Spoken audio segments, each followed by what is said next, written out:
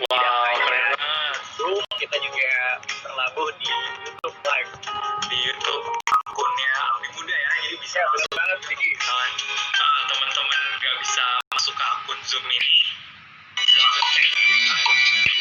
ya kita juga terlabuh di YouTube channel YouTube Live.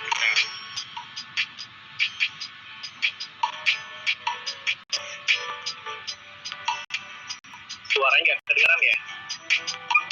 Terakhir chat ini informasi suara aman, bisa diinformasikan di grup chat.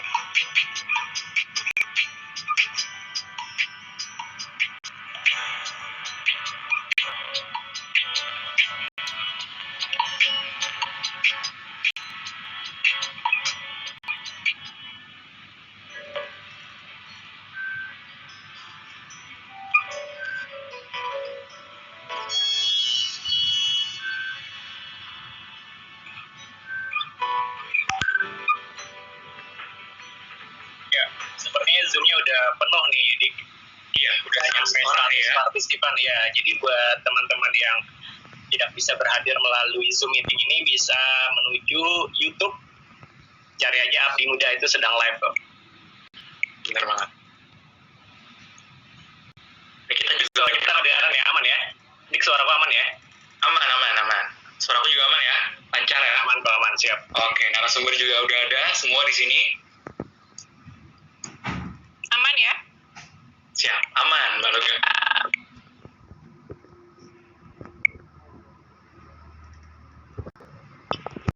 Ya, teman-teman host mungkin bisa dibantu untuk tampilin share screen-nya.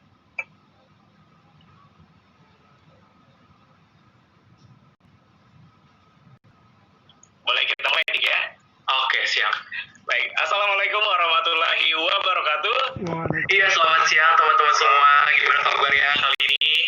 Ya, semoga sehat selalu ya dan selalu menerapkan protokol kesehatan. Jangan lupa tetap selalu gunakan masker, cuci tangan pakai sabun dan juga jaga jarak aman. Kalau nggak penting-penting amat, sebaiknya di rumah aja. Nonton webinarnya Abdi Muda. Benar banget nih Ari ya.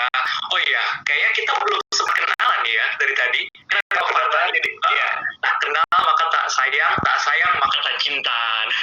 Ya benar banget. Tuhan, kita perlu kenalan dulu. Jadi salam kenal, aku Diki, salah satu ASN di salah satu kementerian di Jakarta dan juga salah satu pengurus Abdi Muda. Jadi sebenarnya Abdi Muda ini apa sih? Karena mungkin ada banyak teman-teman yang masih belum tahu tentang Abdi Muda ya. Jadi Abdi Muda ini sebenarnya adalah wadah bagi ASN yang ingin mendorong mindset cerdas dan kontributif sebagai pelayan negara. Nah, kita juga mau nunjukin nih, kalau misalnya Abdi Muda ini gak cuma main Zumba, maksudnya para PNS ini gak main Zumba aja ke kantor, terus habis itu masuk, ngobrol, terus langsung pulang kayak gitu. Nah, terus menariknya, Abdi Muda ini gak cuma berpusat di ibu kota Jakarta aja, tapi juga pengurusnya berasal dari luar kota kayak Ari ini nih. Bisa dikenalan dulu. Baik, terima kasih Diki ya. Sebelumnya, halo teman-teman, perkenalkan nama saya Ari. Saat ini saya bertugas sebagai ASN di Kementerian Hukum dan HAM Kantor Wilayah Kalimantan Selatan. Ya, saya berasal dari Banjarmasin. Nah, jadi melalui kegiatan ini atau komunitas ini saya juga ingin berkontribusi, tidak hanya bekerja saja sebagai abdi negara, tapi juga saya ingin berpartisipasi turut mengembangkan atau berkontribusi di komunitas Abdi Muda ini, seperti itu. Nah, untuk program-programnya sendiri itu cukup banyak, bisa langsung cek aja di Instagram kita atau di website kita di abdimuda.id. Bisa langsung di websitenya dikunjungi aja ya. ID ya? Betul, itu untuk Instagramnya. Oke. Dan kita punya banyak program ya Ari. Yang pertama, nggak cuma kayak webinar hari ini, kita ada podcast yang teman-teman bisa langsung dengerin di Spotify, namanya RDK. RDK ini bukan rapat dalam kantor ya, tapi ruang diskusi kita. Dan podcast ini kita tayang tiap minggunya dengan diskusi yang menarik. Kayak sebelumnya kita bahas era new normal, mudik di masa pandemi, dampak COVID terhadap industri tambang, rapat virtual yang katanya nggak aman. Jadi bisa teman-teman langsung cek aja dan juga jangan lupa follow juga ya. Terus yang kedua, kita juga punya program webinar di tiap minggunya. Di webinar ini kita sering banget ngundang orang-orang keren nih, mulai dari kalangan artis, terus atlet, komunitas, kayak Bridgezone, waktu itu kita pernah belajar bahasa Inggris bareng, dan diskusinya nggak kalah menarik, karena kita juga bahas kayak belajar infografis, public speaking, dan juga lain sebagainya. Dan kayak webinar kita di bulan ini yang spesial bahas tentang beasiswa ya. Jadi emang khusus pada bulan Juli ini kita adain webinar Abdi Muda Scholarship Series tiap weekend-nya. Boleh next slide-nya dulu? Ya. Nah, sebelumnya kita sebenarnya udah mengadakan beberapa episode yang mengundang Indonesia Mengglobal dan juga PPI Swedia. Terus yang episode kedua itu kita udah ngundang orang dalam ya Kementerian Keuangan untuk bahas beasiswa LPDP. Dan juga hari ini sebenarnya kita nggak kalah menarik ya, karena undang orang dalam Bappenas. Nah, biar teman-teman nggak ketinggalan nih, makanya teman-teman bisa ikutin informasi update dari Abdi Muda di @abdimuda_id di Instagram kita ya. Dan juga sebenarnya kalau teman-teman yang ketinggalan nggak usah khawatir, karena kita juga punya YouTube. Akun YouTube-nya di apa, Mas? Ya, untuk akun YouTube kita itu ada di Abdi Muda. Nah, di sini kita juga berlayar untuk video-video webinar sebelumnya bisa ditonton di sana, dan juga teman-teman bisa nemuin berbagai konten tentang dunia lain per-PNS-an. Jadi teman-teman bisa langsung subscribe aja, like dan share untuk akun YouTube-nya. Saya juga mungkin bisa menyapa ya teman-teman yang nontonnya langsung dari YouTube yang tidak bisa melalui YouTube ya. Semoga sehat selalu. Selanjutnya next. Nah, di sini juga kami sedang mengadakan program Call for Donation atau Tumbler for Charity. Nah, di sini kami membuka penggalangan dana melalui menjual merchandise. Di sini merchandise-nya adalah tumbler. Nah, untuk tumbler ini teman-teman bisa custom dengan nama sendiri. Jadi nanti ada logo Abdi Mudanya dan ditambah nama sendiri atau nama instansi. Jadi bisa custom buat diri sendiri. Nanti bisa kontak di Abdi Muda atau nomor handphone yang tertera di layar. Nah, jadi dari sini 25% dari keuntungannya itu akan kita salurkan untuk donasi kepada yang membutuhkan, khususnya yang terdampak di pandemi ini. Next. Nah, dan juga ini ada juga program Yuk Peduli. Kebetulan beberapa hari yang lalu saudara kita di Masamba sedang terkena bencana banjir. Nah, jadi di sini kita membuka penggalangan donasi. Nanti informasi lebih lanjutnya untuk rekening transfernya di Instagram @abdimuda_id. Nah, nanti di sini penggalangan dananya sampai dengan tanggal 31 Juli 2020. Next. Sebelum kita memasuki webinar kita pada siang hari ini, saya membacakan beberapa peraturan. Yang pertama, peserta mengikuti webinar dengan tertib dan tidak gaduh. Jadi untuk kolom komentarnya mohon tidak gaduh ya. Yang kedua, selama acara berlangsung, semua peserta akan di-mute. Nah, jadi yang berhak untuk bersuara itu moderator dan para narasumber. Yang ketiga, nanti untuk semua pertanyaan dapat disampaikan melalui web Slido. Jadi tidak melalui kolom chat yang di Zoom, tidak juga melalui yang YouTube. Jadi melalui bisa langsung akses saja di www.slide.do dengan event kode 18720. Nah, jadi nanti untuk semua pertanyaan bisa drop ke sana. Apabila teman-teman merasa pertanyaannya ada kemiripan dengan yang lain, bisa langsung di like aja pertanyaan yang sama, jadi biar langsung mewakili, jadi langsung masuk ke jajaran tertinggi atau teratas nanti yang akan dibacakan untuk pertanyaannya. Selanjutnya, harap tidak mengajukan pertanyaan di luar tema ataupun pertanyaan-pertanyaan yang tidak sopan dan menyebabkan ketidaknyamanan. Jadi mohon untuk partisipasi teman-teman menanyakan hal yang relate dengan webinar pada hari ini. Next. Nah, dan juga di sini kita akan memberikan hadiah. Nah, di sini kebetulan dari narasumber kita langsung sebagai penulisnya ada buku Manajemen Bencana oleh Pak Winyo Adioso. Nah, di sini diberikan 3 buku. Nah, nanti akan kita alokasikan kepada 2 penanya terbaik dan 1 Instastory terbaik selama mengikuti webinar. Jadi nanti teman-teman yang mengikuti webinar ini diharapkan buat Instastory ya. Jadi bisa dituliskan pengalaman pesan dan kesannya. Ya, jangan lupa di tag juga @abdimuda. Next. Nah, untuk webinar ini nanti tahapan-tahapannya seperti yang saya sampaikan sajikan di slide. Yang pertama adalah perkenalan singkat dari para narasumber, yang kedua paparan materi, yang ketiga adalah tanya jawab, yang selanjutnya adalah foto bersama. Screenshot bersama sih ya, karena kita bisa dilakukan secara daring. Iya, benar banget Mas. Next. Nah, kita di sini ada kedatangan siapa aja nih, Dik? Oke, kita yang pertama kedatangan orang dalam Bappenas nih.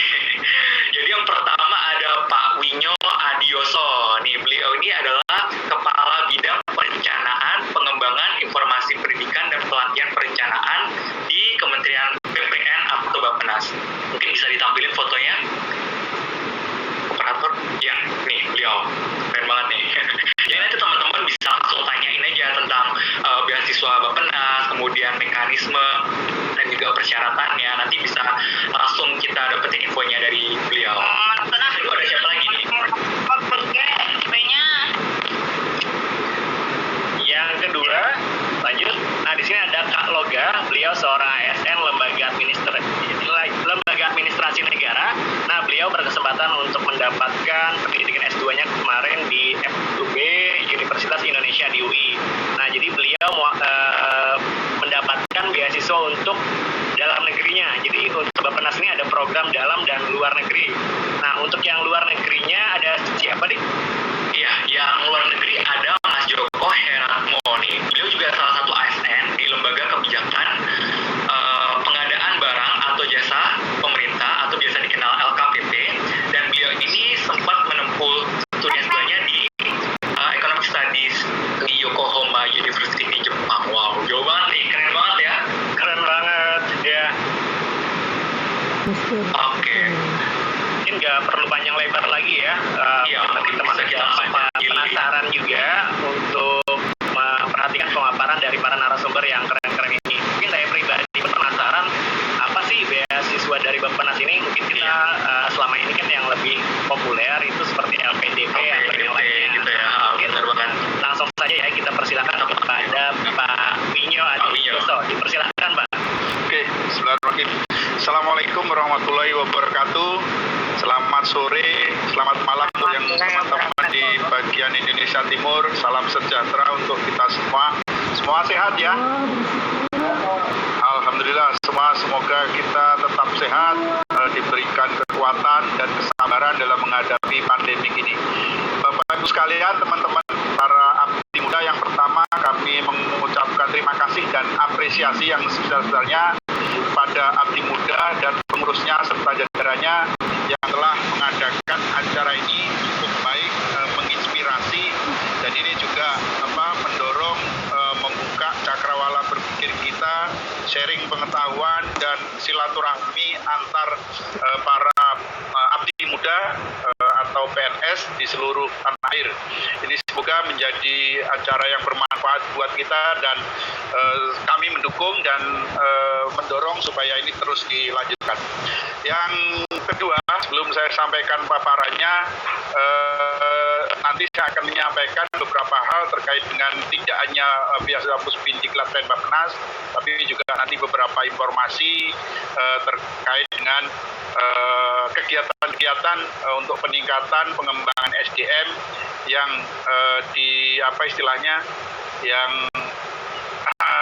diberikan oleh Puspindiklat dan Bappenas. Saya izin mau sharing paparan saya dulu ya. Silakan Pak. Ya, monggo Pak. Nah, nanti paparan saya ini sudah kami kirimkan ke panitia. Nanti panitia bisa di-share terkait dengan informasi yang mungkin nanti tidak ada di sini juga. Nanti silakan dapat di download atau dapat ditemukan di alamat website Puspindiklat dan Bappenas. Nah, teman-teman, adik-adik sekalian, nanti saya akan menyampaikan 3 hal saja. Yang pertama pengantar, terus kemudian yang kedua nanti program inti, program beasiswa Puspindiklat dan Bappenas atau Diklat Puspindiklat dan Bappenas. Kemudian nanti terakhir kita bisa berdiskusi, tanya jawab dan penutup.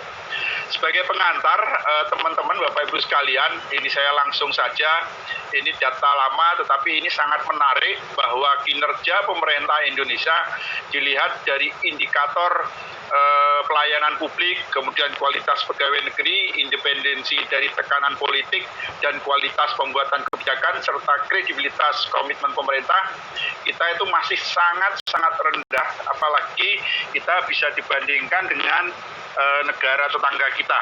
Kita tidak lebih baik daripada misalnya Filipina dan Vietnam.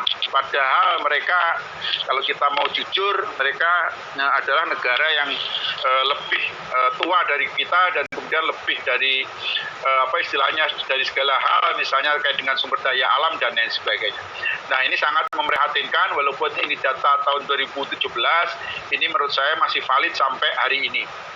Nah, Bapak Ibu sekalian, adik-adik, ini terkait dengan paradigma pengembangan ASDM ASN kita, ini ada di Kemenpan RB tahun 2017. Kita sebenarnya sekarang ini memasuki fase ketiga, di mana paradigma pengembangan SDM ASN kita sudah tidak lagi menggunakan birokrasi yang berbasis aturan atau administrasi sipil. Kita juga sudah meninggalkan lagi birokrasi yang berbasis kinerja atau manajemen SDM, tetapi sebenarnya kita sudah akan dan harus memasuki pemerintahan yang dinamis, artinya kita akan memasuki pengembangan SDM, pengelolaan SDM yang berbasis pembangunan human capital dalam rangka untuk mewujudkan birokrasi yang bersih, berkompeten, dan berorientasi pelayanan publik. Nah, ini tidak gampang karena apa? Karena tantangannya masih sangat luar biasa.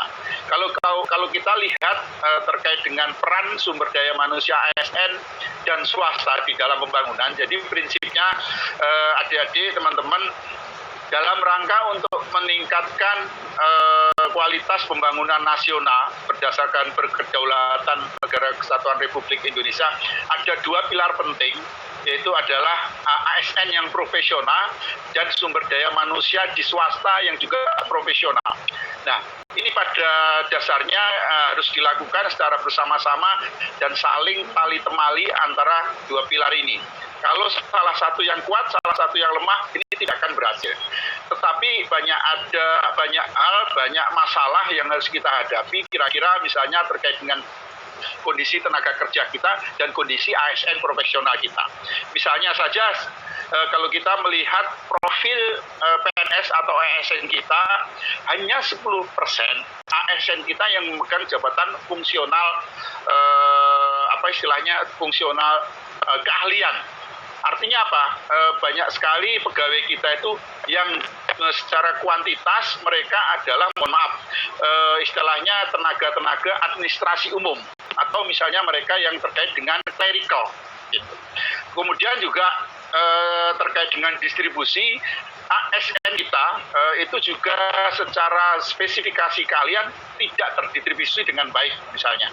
Selain misalnya banyak berkumpul para ASN yang di kota-kota besar atau mungkin di Pulau Jawa, tetapi juga secara keahlian banyak sekali PNS itu yang tidak sesuai dengan keahliannya berdasarkan wilayah demografis.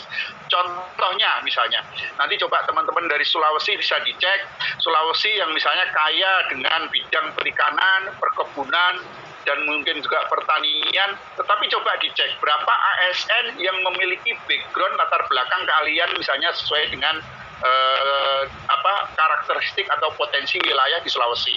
Nah, ini artinya apa? Ini masih ada banyak masalah juga terkait dengan tantangan-tantangan bagaimana kita mengembangkan. Belum lagi kita yang di swasta dan lain sebagainya.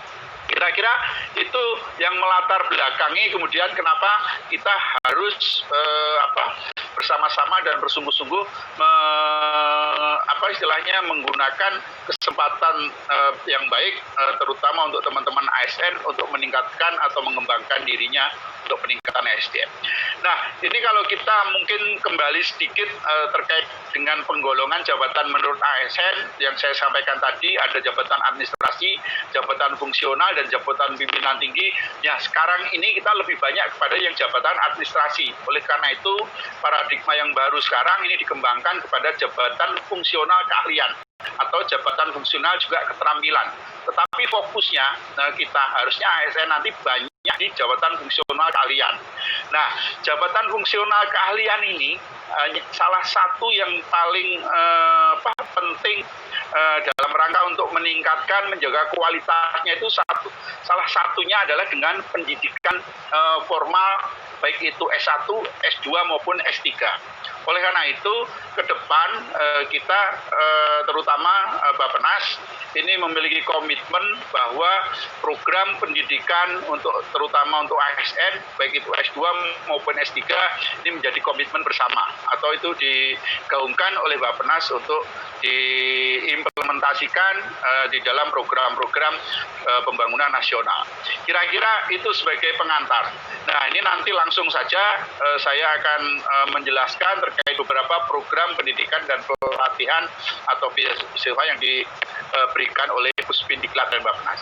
Nah, ini adalah kira-kira profil Puspindiklat dan Bappenas. Jadi secara peran dari bahwa di Puspindiklat dan Bappenas ini adalah salah satu unit eselon 2 di Bappenas yang salah satu tugasnya adalah meningkatkan kapasitas institusi perencanaan baik di tingkat pusat maupun di daerah. Kemudian peran Puspindiklatren dari tahun ke tahun kita ada sejak dulu tahun 1984 yang dikenal dengan OTO Bappenas atau Overseas Training Office Bappenas. Kemudian berubah sampai sekarang menjadi Puspindiklatren Bappenas. Kita secara umum alumni kita untuk program pendidikan gelar sudah lebih hampir 10 ribuan, kemudian yang untuk pelatihan atau gelar 41 ribuan. Kemudian peserta diklat setiap tahun untuk program gelar kita hampir memberangkatkan tiap tahunnya 450-an karya siswa atau penerima beasiswa. Kemudian untuk pelatihan hampir 1.600, kemudian juga ada pelatihan penjenjangan fungsional perencana. Kemudian juga kita bekerja sama dengan program studi atau prodi baik di dalam negeri maupun di luar negeri. Nah, intinya adalah peran Puspindiklat Bappenas itu dalam rangka untuk meningkatkan kualitas SDM ASN perencana. Nah, ini adalah profil sedikit terkait dengan jumlah alumni kita per hari ini, kira-kira ini gambarannya detailnya. Nah, Bapak-Ibu sekalian, adik-adik, para abdi muda, ini adalah program pokok atau program yang kita berikan sampai tahun ini. Jadi kita ada program S2 dan S3 di dalam negeri. Itu yang di dalam negeri bekerja sama dengan 25 program studi. Ini salah satunya Mbak Loga, alumni dalam negeri. Terus kemudian juga kita ada S2 Lingkit dan sebenarnya juga ada S2 luar negeri tadi, masuk Mas Joko, mungkin adalah alumni kita. Kemudian juga kita ada S2 Afirmasi dalam negeri. Ini adalah khusus untuk teman-teman PNS yang ada di Papua, Provinsi Papua, Papua Barat, Nusa Tenggara Timur, Maluku Utara, dan Kalimantan Utara. Nah, sayang sekali tahun ini sudah ditutup. Nanti insya Allah nanti tahun depan akan dibuka lagi untuk teman-teman yang di wilayah KTI, silakan memanfaatkan ini. Kemudian untuk field of study pada dasarnya karena ini terkait dengan perencanaan pembangunan nasional, secara umum kita mengalami beberapa perubahan. Sampai tahun 2021 kira-kira bidang studinya itu adalah ada yang di PHRDW 4 2014-2021, tetapi setelah tahun 2021 nanti kita akan melihat kebutuhan bidang studi berdasarkan kementerian, lembaga ataupun pemerintah daerah. Jadi tidak lagi nanti ada menu seperti ini, tapi kita akan melihat dokumen HCDP atau Human Capital Development Program, kemudian nanti atau plan, kemudian nanti kita akan cek kebutuhan bidang studi itu apakah sudah sesuai atau belum. Nah, beberapa hal terkait dengan ketentuan umum peserta program pendidikan untuk sampai hari ini Puspindiklat dan Bappenas hanya masih menerima pegawai negeri sipil. Tapi kalau dulu OTO kita juga menerima non pegawai negeri sipil. Nah, tetapi sampai hari ini kita masih fokus kepada PNS. Kemudian ada beberapa syarat administrasi, kemudian juga diprioritaskan bagi Bapak Ibu sekalian, teman-teman yang bekerja di daerah atau di perencanaan yang terutama yang ada di daerah. kira-kira gitu. Nah, ini adalah mitra kerja kita di dalam negeri, yaitu pelaksana program S2 dalam negeri. Tadi Mbak Loga lulusan MPKP UI, terus kemudian kita juga ada beberapa bidang studi selain ekonomi, misalnya kebijakan publik, perencanaan lingkungan, kemudian juga terkait dengan perencanaan wilayah, dan kemudian juga bidang studi yang lainnya. Kemudian ini untuk program S2 Linkit kita, ini dengan Jepang, jadi kita nanti ada dengan Jepang, ada juga dengan beberapa benua lain, misalnya Australia dan Eropa, terkait dengan Magister Perencanaan Wilayah dan Kota. Kita misalnya kerjasama dengan ITB dan Ritsumeikan, Keio, Hiroshima, Yamaguchi, Miyazaki. Kemudian untuk perencanaan wilayah dengan IPB, dan kemudian dengan Kyoto University, kemudian perencanaan wilayah kota UGM dengan beberapa GRIPS, RITS, Takosoku, Kobe, dan Keio. Kemudian juga ada Magister Perencanaan Wilayah Kota dengan Undip, ini dengan Hiroshima dan Yokohama. Saya tidak tahu Mas Joko ikut program yang S2 Linkit atau yang full 2 tahun ya. Mungkin nanti bisa dijelaskan. Kemudian ini beberapa program kerjasama kita dengan Australia. Jadi kita juga ada program namanya Split Site Australia. Ini kerjasama dengan Universitas Brawijaya, Fakultas Teknik, dengan UTS, University of Technology Sydney. Terus kemudian S2 Linkit dengan Jerman. Kita juga bekerja sama dengan Undip, dengan Munich, kemudian juga dengan Darmstadt, dan kemudian juga dengan Berlin University. Kemudian beberapa terkait dengan syarat untuk mengikuti beasiswa Pusmi Diklat Bapenas. Jadi ini ada beberapa kriteria, dibedakan antara S3 dalam negeri, S2 luar negeri, kemudian S3 Linkit, kemudian S2 dalam negeri, dan S2 afirmasi dalam negeri. Ada beberapa perbedaan, misalnya terkait dengan unit kerja, kemudian terkait dengan umur, IPK, dan kemudian juga terkait dengan syarat-syarat seleksi. Misalnya untuk seleksi kita ada, selain seleksi administrasi, ada tes TPA atau tes potensi akademik, dan juga ada tes TOEFL. Jadi masing-masing skornya, persyaratan skornya kita bedakan. Kemudian nanti dalam hal tertentu kita juga akan memberikan persiapan bahasa kepada calon peserta yang nilai bahasanya belum memenuhi misalnya. Nanti ada beberapa hal yang terkait dengan persiapan bahasa. Nah, kemudian untuk program pelatihan atau diklat non gelar, kita juga ada program diklat dalam negeri, juga ada program diklat luar negeri, dan juga ada pelatihan Linkit. Linkit itu adalah kegiatan sekali dilaksanakan di dalam negeri, kemudian dilanjutkan di luar negeri. Rata-rata pelatihan kita itu 2 minggu, tapi khusus untuk magang dalam negeri ada yang 3 bulan, kemudian untuk magang di Jepang ada yang 1 bulan. Kemudian juga untuk topik kita juga sangat bervariasi, mulai dari core perencanaan pembangunan, misalnya perencanaan dan penganggaran, monitoring dan evaluasi, RPJMD. Kami juga menyelenggarakan pelatihan-pelatihan perencanaan yang khusus fokus pada substansi tertentu atau substansi tertentu, misalnya terkait dengan PPP atau juga terkait dengan ekonomi lokal atau juga terkait dengan misalnya disaster management. Nah, ini nanti silahkan secara detail bisa dibaca di website kita.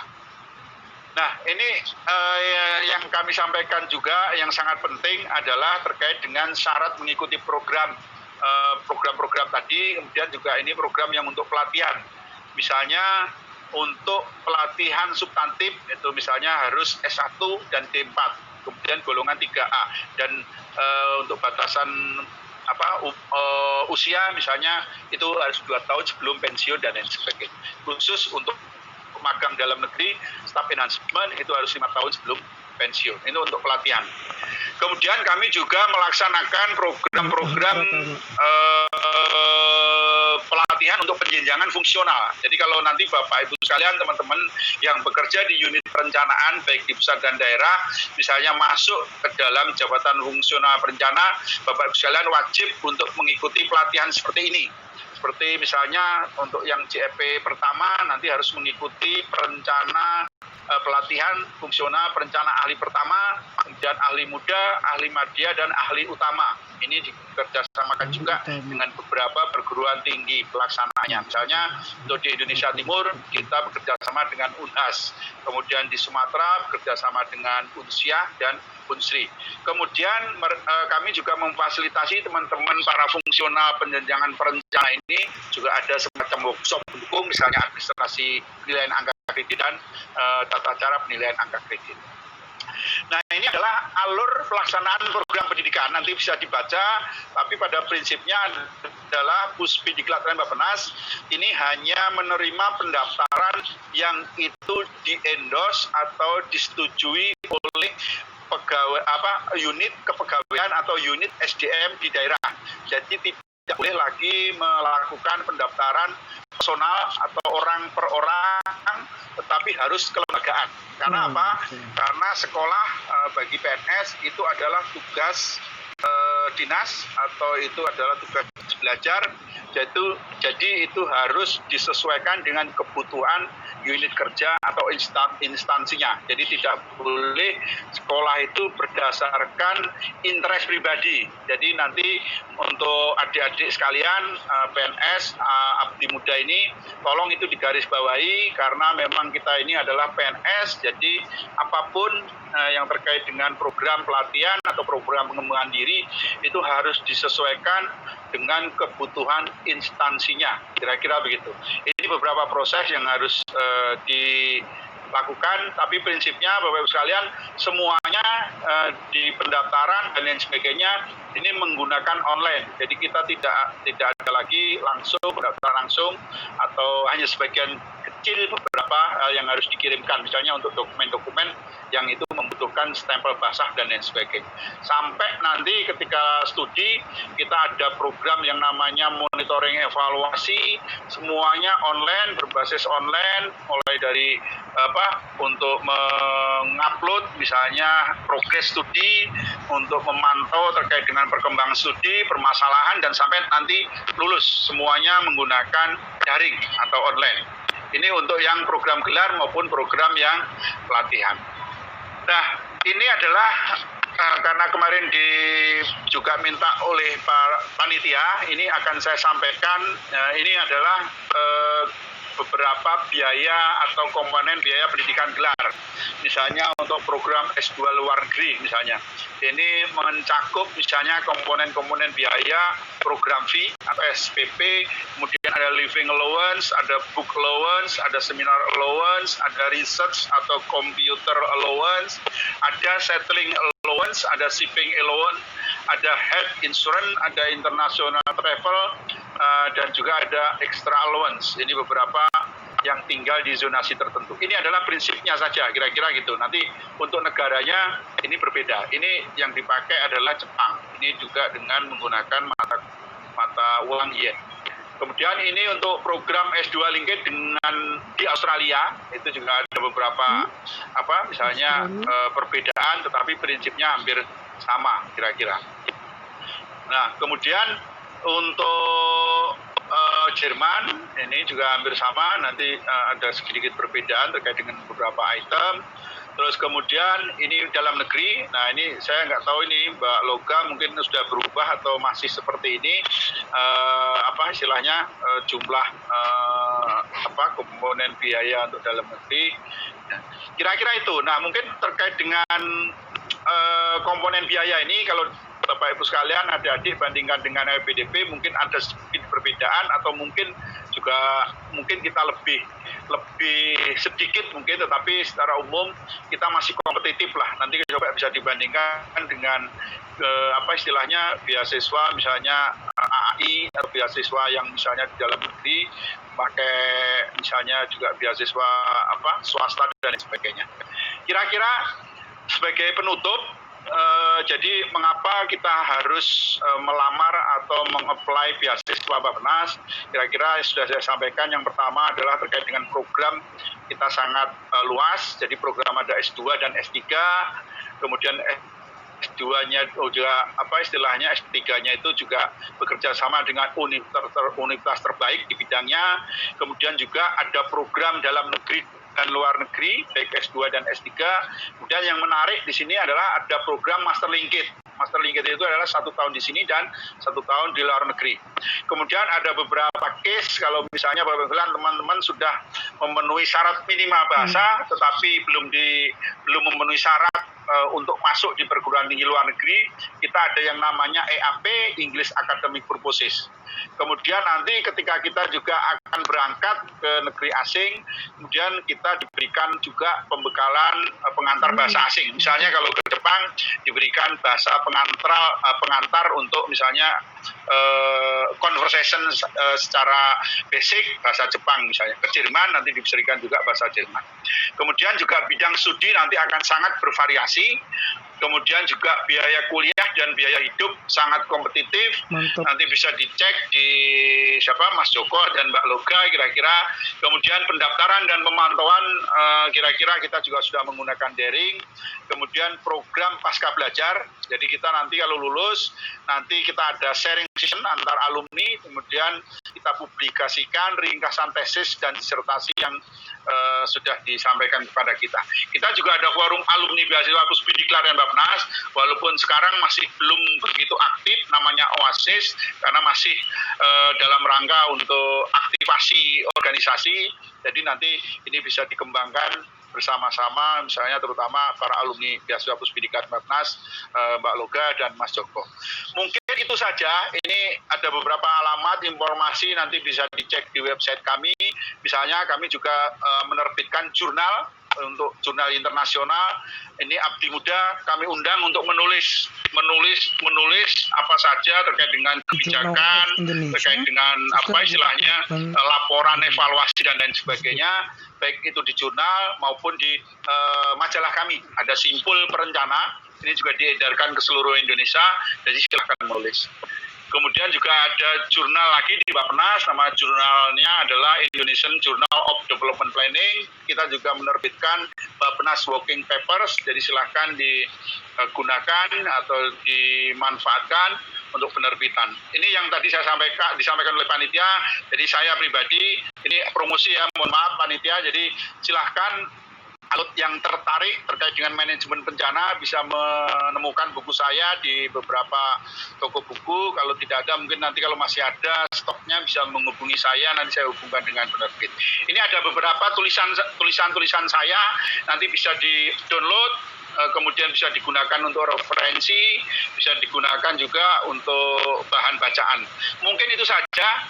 Terima kasih. Nanti kita bisa diskusi banyak. Nanti kami akan menunggu Bapak Ibu sekalian teman-teman untuk menanyakan ataupun memberikan saran masukan terkait dengan program-program Puspidiklat dan Bappenas. Bila topik ya, Assalamualaikum warahmatullahi wabarakatuh. Kami kembali Waalaikumsalam warahmatullahi wabarakatuh. Ya, terima kasih banyak ya Pak Winyo atas pemaparannya yang sangat komprehensif banget ya tadi, sampai dijelaskan komponen biayanya. Terus kita udah jadi tercerahkan ya buat tadi penjelasan tentang beasiswa Bappenasnya, dan malah tadi ditambahin sama Pak Winyo info terkait kenapa sih kita ini butuh program pelatihan dan juga kenapa kita perlu pengembangan diri gitu sebagai ASN ya. Nah, biar kita lebih tercerahkan lagi, mungkin kita bisa langsung dengerin langsung dari teman-teman penerima beasiswa Bappenas untuk testimoninya ya. Mungkin yang pertama kita panggil langsung Mbak Loga. Ya, Kak Loga ya. Ya, halo. Ya, halo semuanya. Halo teman-teman. Mungkin nanti bisa sharing ya untuk pengalaman, tips dan triknya sebagai penerima beasiswa dalam negeri. Siap, siap insya Allah. Semoga nanti bisa bermanfaat ya apa yang saya sharing. Pak Winyo mohon izin saya coba tambahkan dari sedikit dari saya untuk menambahkan Bapak yang sudah Bapak tadi sampaikan. Saya mulai share screen ya. Teman-teman moderator, ya, silakan Kak. Aduh, nih saya agak deg-degan sebenarnya karena Keren banget ya. berada di sini itu suatu kehormatan saya untuk saya. Ini sudah terlihat? Sudah Kak? Sudah aman, Mbak. Oke. Assalamualaikum warahmatullahi wabarakatuh. Salam sejahtera untuk kita semua. Shalom. Selamat sore kawan-kawan semua. Terima kasih untuk kawan-kawan muda yang telah mengundang saya.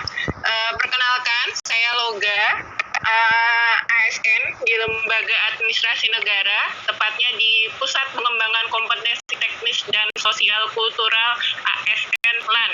Panjang kalau bisa satu tarikan napas. Dulu awal-awal masih susah, tapi sekarang sudah lancar. Nah, ini keluarga kedua saya, teman-teman saya di Pusbangkom TSK yang selalu memberikan semangat yang luar biasa setiap hari. Ketemu mereka hampir setiap hari ya, Senin sampai Jumat. Ini yang banyak memberikan inspirasi dan banyak hal setiap hari selain dari keluarga inti ya tentunya. Ini memberikan suatu hal tersendiri, semangat tersendiri untuk setiap hari berangkat ke kantor dan bekerja sebagai ASN yang baik. Oke. Untuk mengawali sesi paparan pada hari ini, saya ingin mengutip satu quote dari Eyang B.J. Habibie. Kenapa mengutip satu quote ini? Pastinya nanti akan ada kaitannya dengan apa yang ingin saya sampaikan dalam paparan saya. Jadi kegagalan hanya terjadi bila kita menyerah. Selama kita nggak menyerah, berarti kita nggak gagal. Jadi masih ada kesempatan dan banyak hal yang dapat kita raih kalau kita tidak menyerah. Jadi tetap harus pantang mundur, maju terus selama masih bisa. Nah, kemarin saya dapat semacam dihubungin oleh salah satu tim dari Abdi Muda untuk sharing di kegiatan sore hari ini. Awalnya kaget juga, kenapa saya di antara sekian alumni beasiswa Bappenas, alhamdulillah saya yang dapat kesempatan yang luar biasa ini untuk sharing dengan teman-teman.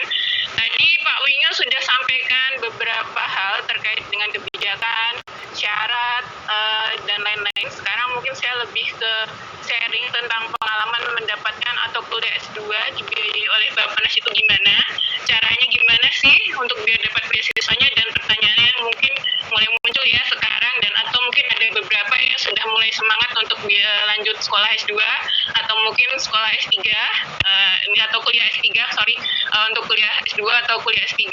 Nah, mari kita coba saya sedikit share terkait pengalaman saya.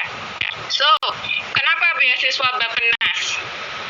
Dalam kurang lebih 5 poin ini saya bisa sampaikan beberapa hal, diantaranya itu beasiswa ini target utamanya memang untuk dibatasi hanya ASN seperti yang disampaikan oleh Pak Wingo tadi ya, di bidang tepatnya di bidang perencanaan untuk apply beasiswa tersebut. Tapi untuk beberapa mungkin ada beberapa kelonggaran kebijakan, jadi beberapa yang tidak di bidang perencanaan pun kalau memang sesuai dengan kebutuhan dari instansi masing-masing nanti masih bisa untuk mendapatkan atau diterima dalam beasiswa tersebut. Nah, di Bappenas yang menaungi terkait dengan beasiswa gelar ini adalah Puspintiklat dan Bappenas yang kantornya ada di Jalan Proklamasi, bukan yang di Suropati ya, di Proklamasi. Tepatnya target utamanya itu ASN. Jadi menurut saya kita lebih bisa well prepared. Kita tahu teman-teman kita ini siapa aja yang akan jadi dalam tanda kutip saingan kita dalam mendapatkan beasiswa ini. Jadi kita lebih tahu untuk kira-kira saya bisa dapat nggak ya, kira-kira saya bisa lolos nggak ya tahun ini. Nah, jadi itu mungkin salah satu hal yang menarik buat saya. Terus banyak pilihan. Tadi Pak Winyo juga sudah sampaikan ada bermacam-macam pilihan, tapi tetap harus disesuaikan dengan kebutuhan pengembangan.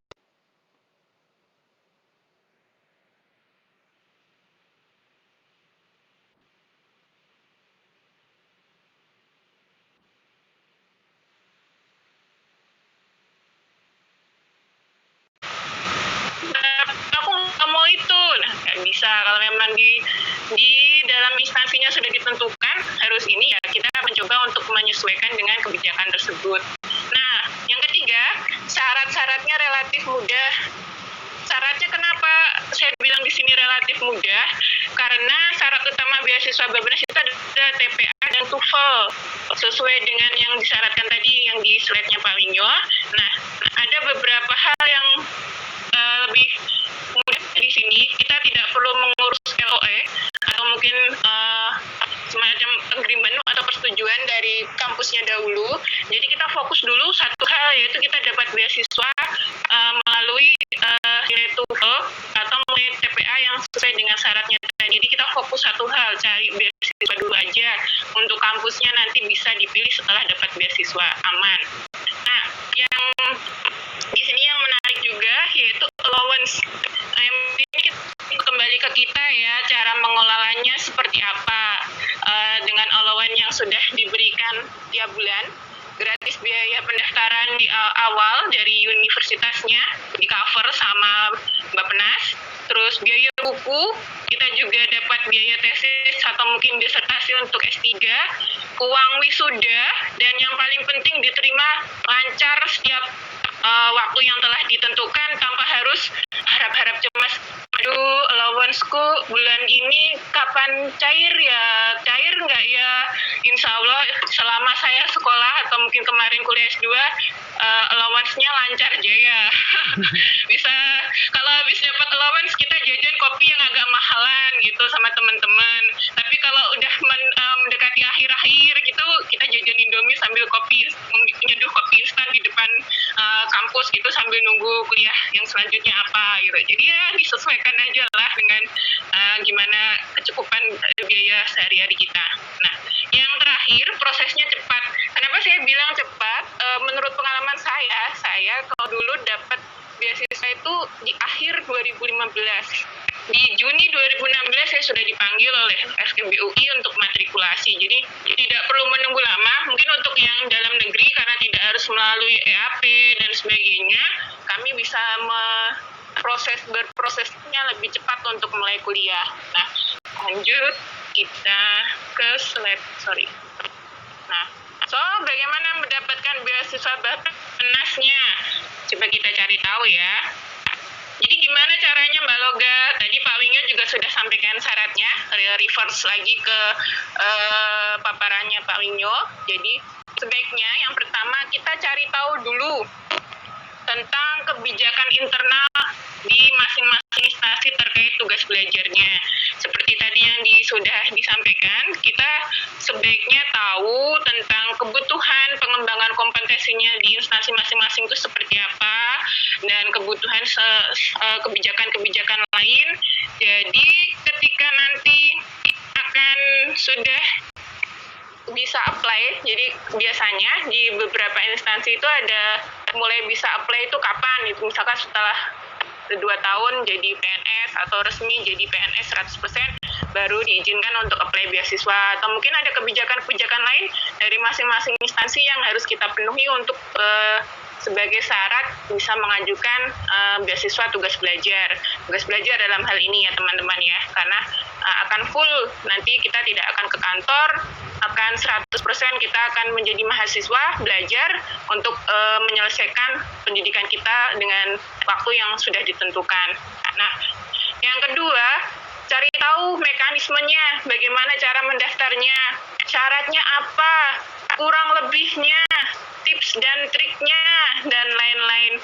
Jadi mungkin kalau teman-teman punya kakak angkatan atau mungkin senior-senior di kantornya yang sudah pernah dapat beasiswa dari Pusbindiklatren Bappenas, bisa dijadikan narasumber tuh, dimintain ide-ide aja, dimintain tips-tipsnya, gimana ya caranya biar bisa lolos, biar bisa dapat TOEFL yang sesuai dengan syaratnya, TPA-nya berapa, dan sebagainya. Terus mungkin bisa juga ditanyakan, misalkan kalau ini biar bisa lolos gimana ya caranya, mungkin les bahasa Inggris yang bisa lolos TPA, les TOEFL di mana, les TPA ada nggak ya?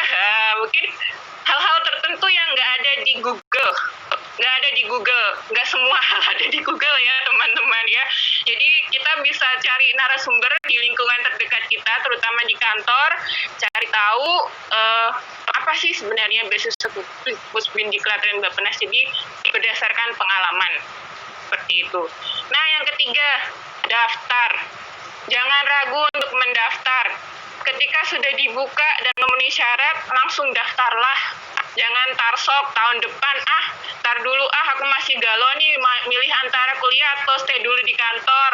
Terus aku lagi naksir sih sama anak CPNS kemarin, kalau aku tinggal ntar dilirik orang. Aduh, kalau udah ada kesempatan, daftar aja, jangan tar gitu, nanti malah belum tentu tahun depan kita bisa dapat kesempatan yang sama untuk mendaftar. Mungkin tahun ini kita lebih leluasa atau mungkin punya kesempatan untuk mendaftar.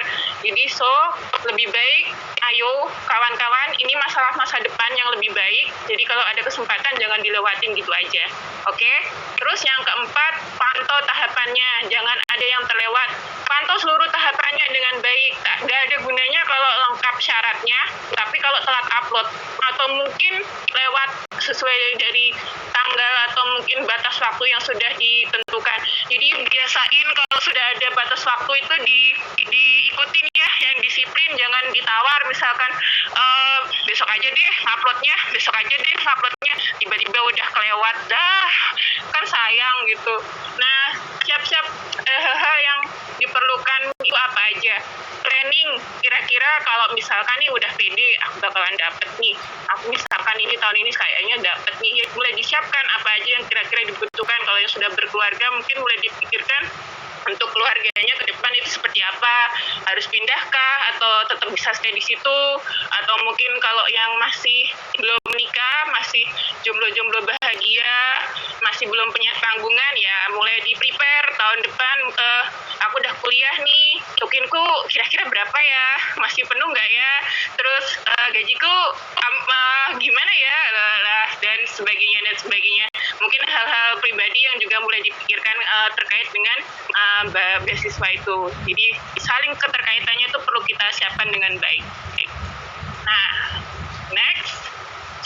Nah, agar bisa dapat, gimana caranya? Setelah semua hal tadi kita penuhi, 3 hal yang ingin saya sampaikan di sini yaitu niat, usaha, dan doa. Yang pertama, keseriusan kita untuk menambah ilmu dan mengembangkan diri itu suatu hal yang perlu kita niatkan dengan baik. Jadi berawal dari niat yang baik, akan ada jalan yang terbaik kalau menurut saya ya. Ini quote by Loga, tapi juga nggak quote saya banget, tapi berdasarkan inspirasi dari banyak hal yang saya dapat dan sebagainya. Nah, yang kedua, jangan menyerah. Kalau baru sekali gagal tes TOEFL, tes TPA, terus nyerah, yakin menyerah. Mungkin ya teman-teman yang sesama TOEFL TPA itu udah 5 atau mungkin 10 kali gagal dalam tes itu. Kalau ini sedikit cerita aja. Jadi ketika saya mulai mencoba untuk mendapat beasiswa di akhir 2014, itu perjuangan saya kurang lebih 2 tahun. Awal 2 tahun itu saya harus memperbaiki nilai TOEFL yang acak-adul, yang nggak nyampe 400 saja, nggak nyampe. Jadi saya ikut kursus di salah satu lembaga kursus di UI Depok. Dari kelas TOEFL dasar sampai dengan kelas TOEFL lanjutan 1, 2, 3 saya ikutin. Sampai setiap hari Sabtu tuh nggak ada acara, nggak les bahasa Inggris. Kalau ditanya sama orang tua, kamu mau kemana hari Sabtu? Mungkin kalau zaman dulu sebelum menikah mungkin pacaran atau gimana, nggak, les bahasa Inggris. Dari jam 8 sampai jam 1 hidup saya les bahasa Inggris di Depok. Nah, setelah les bahasa Inggris, terus nilai saya bisa auto, TOEFL saya jadi auto 450, tentu tidak. Saya harus melewati beberapa kali tes TOEFL, entah saya berapa kali tes TOEFL, sampai akhirnya tes TOEFL yang kesekian saya lupa, itu baru dapat nilai 490, dan saya sempat freeze di depan mbak-mbaknya yang ngasih hasil itu. Mbak, ini nggak salah punya Loga? Ya itu kan ada namanya, Mbak. Betul, Mbak, 490. Iya, itu Loga kan? Iya. Wow. Akhirnya setelah perjuangan selama hampir kurang lebih 2 tahun, saya dapat nilai TOEFL 490, bukan nilai yang besar mungkin, tapi itu udah sangat luar biasa buat saya. Akhirnya bisa lolos, paling nggak TOEFL-nya udah bisa lolos. Terus yang TPA-nya gimana? Saya beli buku TPA, Oto yang tulisannya tuh Oto Bapenas gitu. Kalau ada waktu, sok-sokan belajar, buka bukunya, diisi sih, tapi lebih banyak isinya ternyata salah setelah dicocokin sama kunci jawabannya.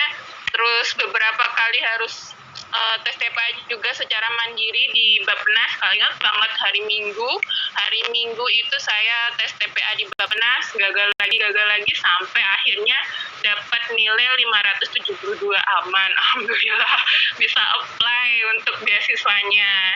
Nah, yang ketiga, ya setelah tadi sharing sedikit tentang bagaimana saya bisa dapat nilai tes TOEFL dan TPA.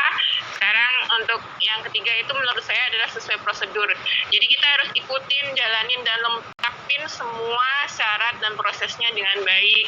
Kalau semua itu sudah kita lengkapin, kita ikutin dengan baik, dengan niat, usaha, dan doa, nggak menyerah, insya Allah cita-cita jadi mahasiswa S2 atau mungkin mahasiswa S3 di kampus yang kita inginkan bisa terwujud dengan tentunya dengan banyak hal yang perlu kita korbankan atau mungkin kita perlu perjuangkan. Nah, mungkin yang jadi kendala itu sebenarnya saya agak ragu-ragu bilang ini kendala ya, karena bukan juga kendala untuk beberapa orang, tapi ini mostly aja dari apa yang saya tahu. Mungkin yang jadi kendala yang pasti tentunya syarat beasiswanya, tes TPA-nya, TOEFL-nya dan sebagainya itu